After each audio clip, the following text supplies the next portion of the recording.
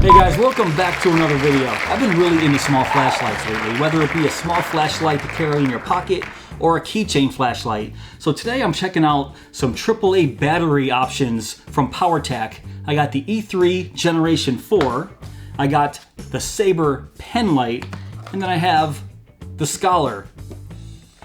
Let's check it out. All right, so let's start with the smallest guy here. That's gonna be the E3 Generation 4.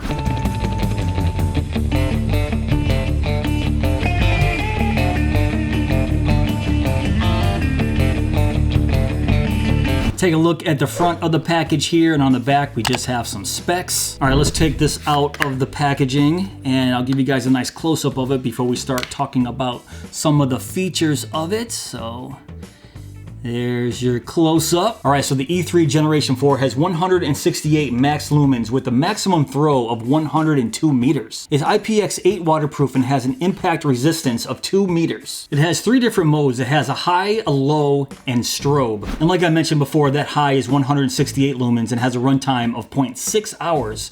Low is only 50 lumens, but has a runtime of 1.7 hours. And strobe is that full 168 lumens and has a runtime of 1.2 hours. The length is 79 millimeters, the bezel diameter is 14.5 millimeters, and the body diameter is 14.5 millimeters. And they say it weighs 22 grams without the battery, so let's test that. All right, I'm actually not gonna test it without the battery because we're all gonna carry it with the battery in it, so I'm just gonna try it with the battery. All right, 32 grams, and yeah, in ounces is 1.1 ounces. So even with the battery in this is pretty lightweight. Now, since this is a keychain flashlight, let's see what we have on the bottom of this packaging here. So it looks like, yep, we have a nice little key ring and a spare rubber O-ring in there. And the only other thing in there was a little tiny user manual. I'll give you guys a nice close-up of the body here. You can see it has these milled rings that go right around the whole body section. And not only do I like how this looks, it actually feels pretty good when you're holding it. It doesn't feel like it's gonna slip out of your hands or anything, so that's a nice touch. It does come with a stainless steel pocket clip if you do want to carry this in your pocket for an EDC, or it does still have that attachment point right there if you want to use the key ring and carry this as a keychain flashlight. So it does have this crenelated bezel right here, and they say that it can be used for an emergency situation, but I'm not really sure how much of an emergency this is going to get you out of, unless it's an emergency where you need some light, because this I would not use as a security flashlight, even though it does have this bezel here, and yeah, it actually feels pretty sharp. Now, I couldn't find anywhere on the website what this was actually made of, but all the other Powertac flashlights that I have here are made of aerospace grade aluminum, so I'm guessing this is the same. I mentioned the milled rings here, but I also forgot to mention we have this nice knurling pattern right around the bezel. That's pretty cool. On and off and switching modes is all activated by the tail switch here. So only having 3 modes, high, low, and strobe, it's pretty simple. Hard press to turn it on, hard press to turn it off. Now while it's on, you can either soft press to change the modes, as you can see here, or you can just hard press your way through the high, low, and strobe. Now there is no memory function, meaning if I have it on high, if I turn it off and turn it back on, it won't stay on high, it'll just go to low. But what I found is if I turn it on and then turn it off, wait about, I don't know, 10 to 15 seconds, it'll reset because it always goes high, low, strobe. So just keep that in mind while using this flashlight. If it sits for a little bit, when you turn it on, it'll always be on high. All right, next, let's check out the Powertac Sabre Penlight.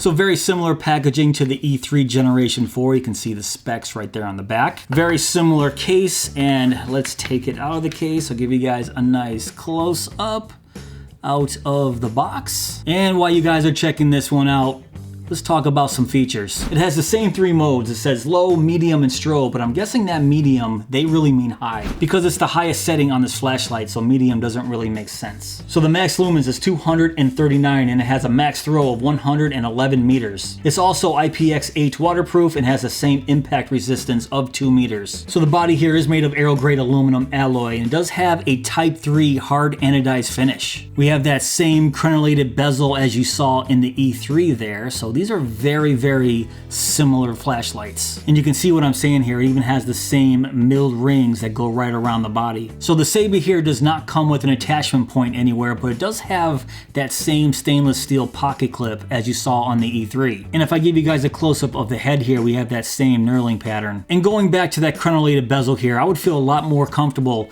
using this in a security situation than the little keychain flashlight, but it's not as sharp as you can see here. And if I bring in the E3, you can see right there what I'm talking about. This one has a little bit more of an aggressive bezel than the Sabre. All right, so let's talk dimensions. It has a body length of 121.5 millimeters and a body diameter of 14.5 millimeters. And they say it weighs 30 grams without the battery, so once again, we're gonna test that, but with the battery. And what I mean by with the battery, I mean with both the batteries, because there's two AAA batteries in here. So let's drop it on my scale.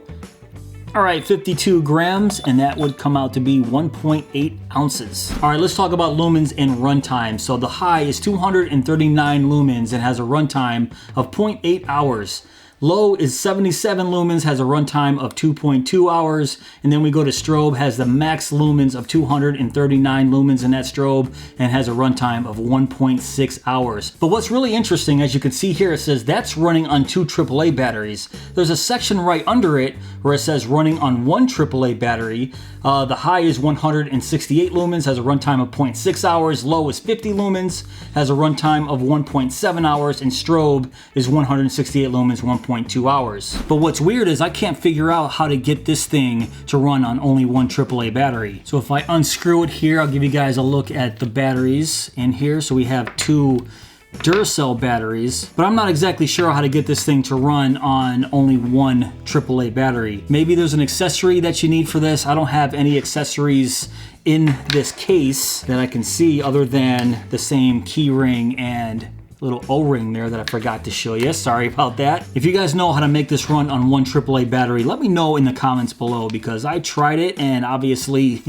it's not working for me. All right, let's talk about the modes. Same deal, we got the tail switch here, so hard press on, hard press off. And just like in the E3, we hard press on and then soft press to change the mode. So there we have high, low, strobe, or we can hard press our way through those modes as you can see here. And no, there is no memory function in this one either, so it's still just going to cycle through the modes as we press the button, unless we wait that 10 to 15 seconds, then it'll reset, start on high. And before we move on to the Scholar, I almost forgot to say that yes, this body is made of all aluminum, except for this little piece right here. It is rubberized, maybe the top quarter or so starting right there has a nice rubber feel to it. So that's actually pretty nice for a couple reasons, because when I'm holding it, my forefinger wraps right around that rubber and has a nice grip to it. And when I was wearing this in my pocket, that rubber grabbed onto the material of my pocket very nicely, so it didn't move around very easy. And now let's switch from a pen light to a literal pen that's a light. That's right, this is the Powertac Scholar Executive Tactical Pen Flashlight.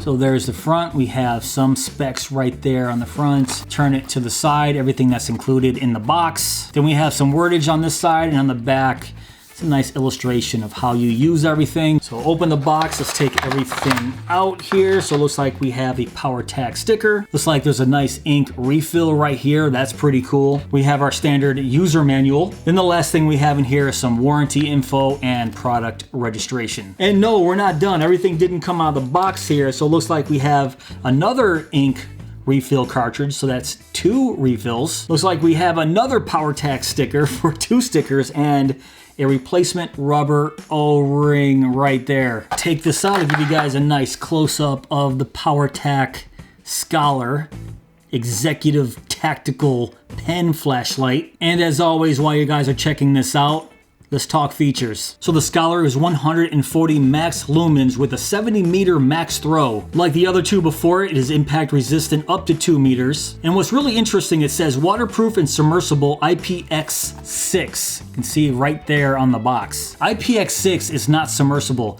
It means that you can hit this with high power water jets from each side and it'll still be fine, but Submersible is reserved for IPX7 or 8, just like the 2 flashlights that we saw before it. So that means the submersible wording right here is wrong. The body is made from aerospace grade aluminum, and it does have that same Type 3 hard anodization. Let's check out that nice striking bezel here for self-defense, and yeah, I can see this doing a little bit of damage if I had to use it. We have a stainless steel pocket clip here if you want to carry this in your pockets. And if I get in close, we have those same milled rings that go around this body. So this actually feels really nice. And like the other 2 flashlights, this is a AAA battery powered flashlight that's located right here at the end of the pen. Now, because this is an actual pen flashlight, we have the pen on this side, the light comes out on the top here. So naturally there can't be a tail switch, so we activate everything through a side switch right here. All right, let's talk lumens and runtime. So the high is 140 lumens, has a runtime of 0.6 hours. Low is 3 lumens and has a runtime of 33 hours. And strobe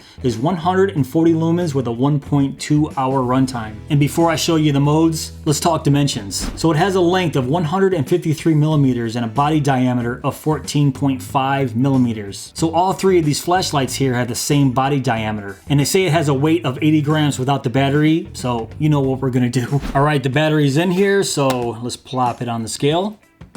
All right, so we got 44 grams, and that comes out to be 1.5 ounces. All right, so the UI in the Scholar is a little bit different. So it's still a 1 press on, 1 press off operation. And as you can see, when I press it on, it goes right to low. To get to high, we have to hold it down while it's on, and there's our high. So to access strobe, we have to turn it off, hold down the side switch for a couple seconds, and there's our strobe. All right, so how do we write with this thing? So right here, all we have to do is just give it a twist and exposes the pen.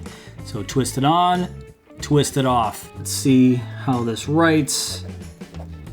So it is a little bulky for my taste, but overall, I would say that it's a pretty decent pen. And you can see right here, it does taper down from the rest of the body, so it's pretty nice in the hand while trying to write. I'll tell you what I do like, these little crevices right here where your fingers fit in perfectly. Look at that.